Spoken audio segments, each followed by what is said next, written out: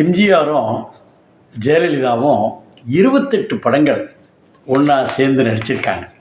இல்லை நம்ம தயாரிப்பாளர் என்ன சொல்லுவாங்கன்னா, இது வரப்போ இது மாதிரி நீங்கள் ஹீரோ, அம்மா தான் ஹீரோயின், இப்படி மட்டும் எல்லா ஹீரோட்டையும் சொல்லுவாங்க.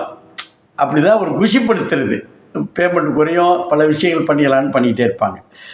இதை மாதிரி சரோஜா தேவி அவங்க 26 திரைப்படங்களில் எம்ஜிஆர் கூட ஆரம்பித்தாங்க. இது 1001 ஜெயலலிதா வந்து முதல் படம், கடைசியாக பட்டிக்காட்டு பொண்ணு. அதுக்கப்புறம் நடிக்கக்கூடாதுன்னு ஜானகி அம்மா கண்டிஷன் போட்டாச்சு. அப்புறம் இடையில தான் அந்த இதெல்லாம் வந்துச்சு, அந்த காவல்காரன் தான் நம்ம சொன்னோம். இதில் அடுத்தாப்புல அவர் ரொம்ப விரும்பினது என்னென்னா, உலக சுற்று வாலிபன் அவரே தயாரித்தார், அவரே இயக்குனர். இது வித்தியாசமாக இருக்க வேண்டிய என்பதற்காக உலக நாடுகளில் போய் எடுக்கணும், ஜப்பானில் போய் எடுக்கணும். அந்த மணியன் இதயம் பேசுது மணியன் போய் செட் பண்ணி வச்சாச்சு. இப்போது ஹீரோயின் போய் யார் யார், மஞ்சுளா, சந்திரகலா அண்டு லதா 3 பேரும் செலக்ட் பண்ணியாச்சு. யங் ஹீரோஸ் அவர்களோட பாட்டெல்லாம் ரெடி பண்ணியாச்சு. அப்புறம் அதில் ஜெயலலிதா நடிக்க வேண்டும் என்று முடிவு செய்திருந்தால் இது மிக ரகசியமாக வைக்கப்பட்டது. இவங்களாம் டீமெல்லாம் போயிடுச்சுட்டாங்க. ஜெயலலிதாவை அழைச்சிக்கிட்டு, இல்லை வர சொல்லிவிட்டு, அழைச்சிக்கிட்டு என்பதை விட வர சொல்லிவிட்டு, எங்கள் ஹாங்காங் வழியாக வர சொல்லிவிட்டு அவர் ரெடி ஆகிட்டார். இதுக்கெல்லாம் ஜானகி அம்மாவுக்கு தகவல் போயிடுச்சு. பீச்சு போடுவோம் பீச்சு அப்படின்னு சொல்லாமல் நம்ம புறப்பட்டு வந்துட்டு தான், ஏன்னா அவங்க ஃபாலோ பண்ணிட்டே இருந்தாங்க.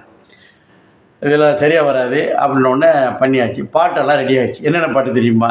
அவள் ஒரு நவரச நாடகம் ஆனந்த அந்த பாட்டு ரெடி ஆகிடுச்சு.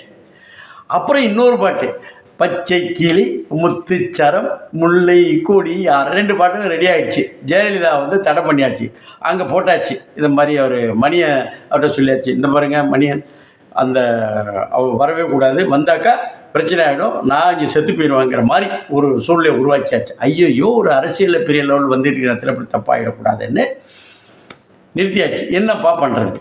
அப்போ தான் லதா வந்து ஒரு முகத்தை காட்டக்கிட்ட சொல்லி அப்படி அந்த ஃபுல் பாட்டு அந்த இதில் ஸ்விம்மிங் பூலில் கை காலில் அப்படி சுற்றி கித்தி போகிற மாதிரி எல்லாம் பண்ணப்பட்டுச்சு. அதுதான் அது மாதிரி வந்து சரி ஓகே, பச்சை கிளி முத்துச்சரம் என்ன பண்ணலான்னு பார்த்தாங்க. ஆர்டிஸ்ட்டை கொண்டு வச்சோன்னா வந்துடும், ஃப்ளைட்டில் யாரும் நினச்சாலும் கொண்டு வந்துடுறாங்க. வேணாம், புதுசாகவே அம்மு இருந்த இடத்தில் வேறு யாரும் வந்துவிடக்கூடாது என்பதை மனதில் வைத்து அப்போ தான் மேத்தா ரூங் ராத் என்ற அந்த ஜப்பானிய நடிகையை வச்சு பண்ணாங்க. அந்த பாட்டு இன்றைக்கி பின்னி போகுது. ஜெயலலிதாவும் எம்ஜிஆர் அந்த சாங் பண்ணியிருந்தாங்கன்னா எப்படி இருக்கும்னு நினச்சி பாருங்கள். அதுபோல் அந்த அவள் ஒரு நவரச அங்கங்கே கையை வைப்பார், இங்கெல்லாம் வச்சு அங்கே தொட்டிக்கிட்டு பார்த்து பண்ண மக்கள் ரசித்தார்கள் அவருடைய ஜோடியை.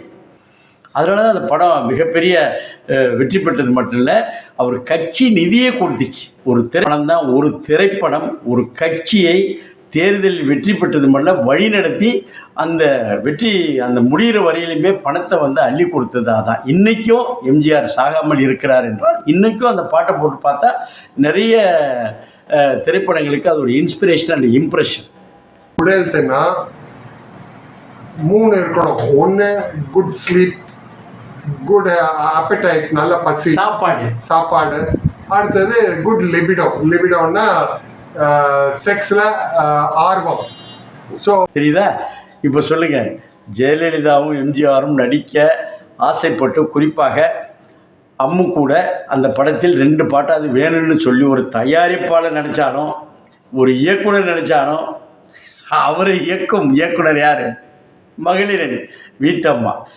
ஜானகி அம்மா மேலே ஒரு மிகப்பெரிய மரியாதை மட்டும் வைத்திருந்தார். ஏன்னா இன்றைக்கி ராமராஜனாக இருக்கட்டும், பார்த்திபனாக இருக்கட்டும், அவர்கள் பீக்கில் இருந்தப்போ தான் அந்த சீதாவை வந்து பார்த்திபன் திருமணம் பண்ணதும், நளினியை வந்து ராமராஜன் திருமணம் பண்ணதும். இப்போ விவகாரத்தாயிட்டா. ஆனால் ஜானகி அம்மா வந்து பீக்கில் இருந்தார்கள். அவர்கள் இனிமேல் படத்தில் நடிக்கக்கூடாது ஒத்துக்கொண்டு வந்தார்கள். அதை கடைசி வரை காப்பாற்றி இருந்தார். இதான் எம்ஜிஆர். That is MGR.